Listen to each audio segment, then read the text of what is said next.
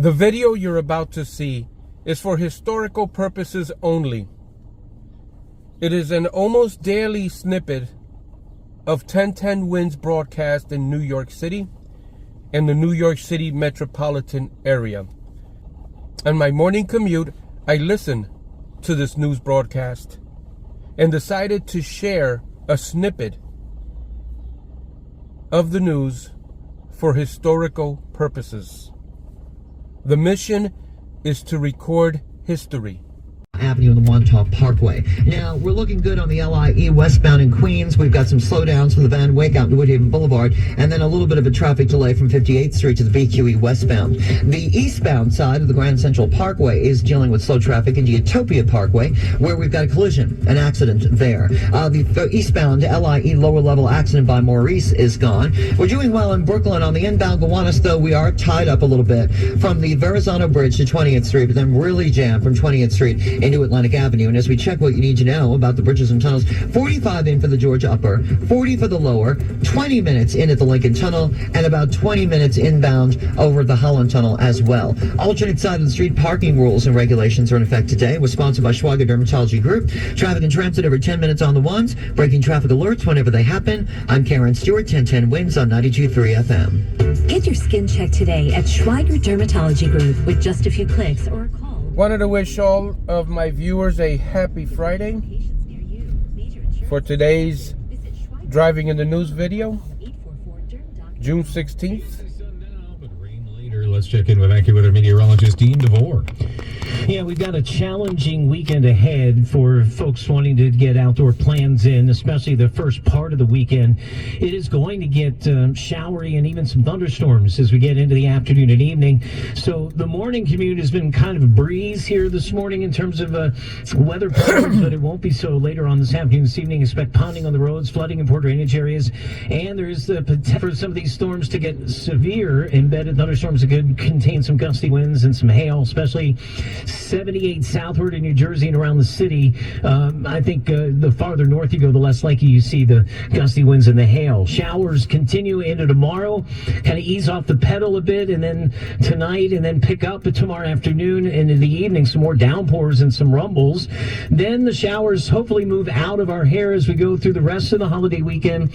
One of the things we'll be watching then too going forward Got is some kids crossing there in front of the camera. At least to dim the skies a bit as we get dried out with temperatures in the upper 70s Sunday and Juneteenth Monday. We'll talk about that and more in 10 minutes on New York's weather station, 1010 Wins on 92.3 FM. Meanwhile, even more severe weather in the news this morning. At least 3 people have been killed, more than 100 injured as severe weather moved across the middle of the country. Tornadoes hitting Texas, Oklahoma, and Michigan. Residents combing through the debris after winds predicted up to 90 miles per hour in golf ball size. I just wanted to quickly say, real quick, as they're talking about Oklahoma, hold on. Atmosphere.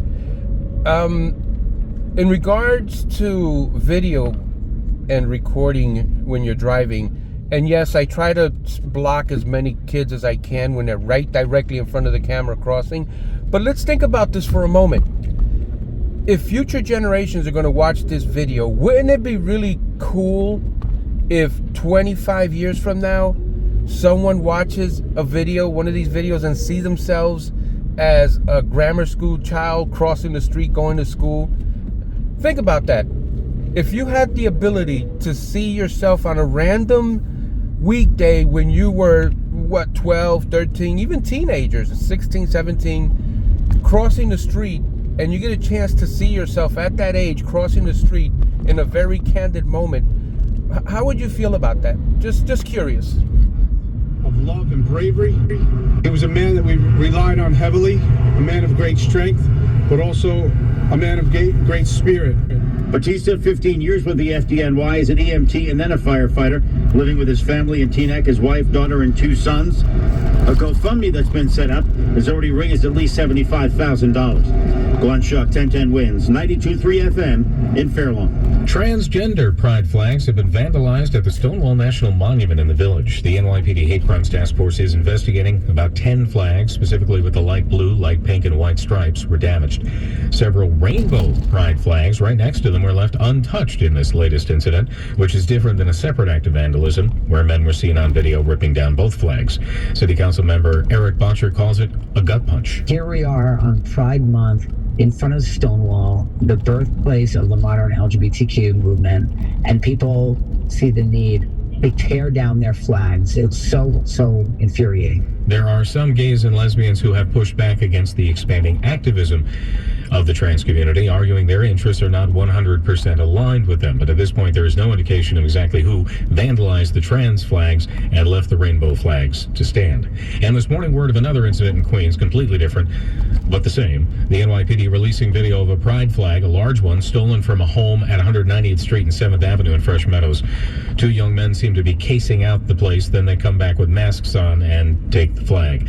That video up at 1010wins.com as they try to identify who did this.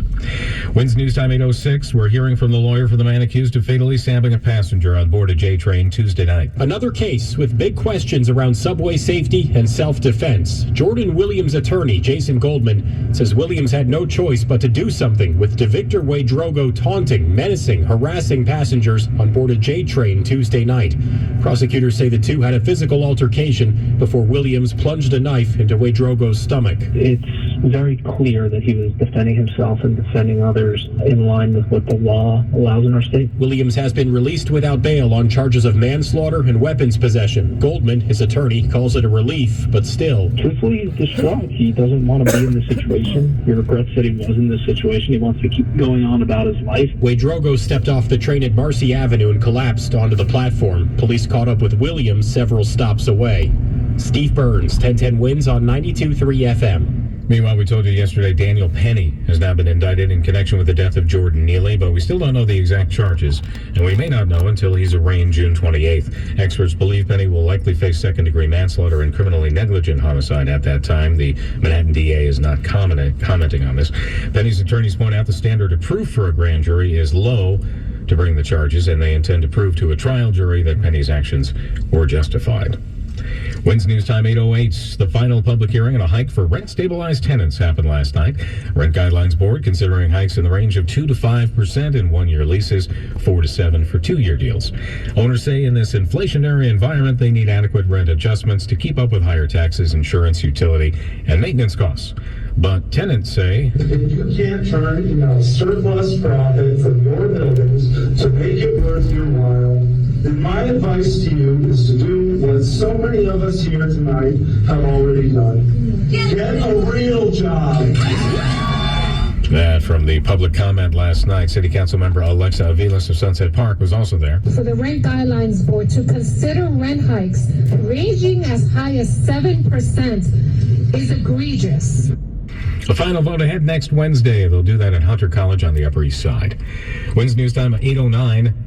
Way Upper East Side of the Hudson, near Peekskill. It now looks more like Indian Point Nuclear Power Plant wastewater will end up in the Hudson. To dump or not to dump? That is the question. Holtec, the company dismantling the Indian Point Nuclear Power Plant, insists releasing radioactive wastewater into the Hudson River is safe. The Nuclear Regulatory Commission approves. At an oversight board meeting, residents demanded an alternative. Westchester County Executive George Latimer wants a moratorium. The public at large has not been made a partner in understanding the options available for dealing with the contaminated water. Yet it is the public that at the end of the day is fully responsible for what impacts, unintended or not, may yet occur. Holtec says the release is the only option. Buchanan's mayor says the village will not allow the water to be stored on site.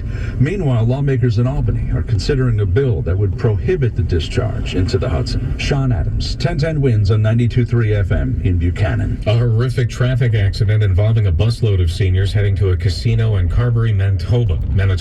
At least 15 people killed, 10 others injured. Rob Hill is with the Royal Canadian Mounted Police. What I can confirm right now is that a bus carrying approximately 25 people collided with a semi at the intersection of Highway 1 and Highway 5. The individuals in the bus were from Dauphin and surrounding areas, and it's my understanding that the majority were seniors. No word yet on who was at fault and which driver had the right of way. The New York City Conflicts of Interest Board has just issued its largest fine ever against Bill de Blasio. The former mayor fined $155,000, ordered to pay nearly $500,000 total after they found he misused city resources. At issue, de Blasio's use of his NYPD security detail during 31 out-of-state trips as mayor during his ill-fated presidential campaign in 2019. Winds News Time 8:11, traffic and transit with Karen Stewart. All right, we're going to start by taking a look and see how we're doing in Queens. We've got a couple of problems here. We have a new accident on the LIE lower level at Maurice Avenue. This is the second one this morning. Eastbound lower level of the LIE at Maurice, just past there actually. We've got an accident. We've got the left lane blocked. We've got the eastbound Grand Central Parkway with an accident in the left lane by Utopia Parkway. And there are slowdowns into the area that go back to Main Street. Just slowdowns more than anything else.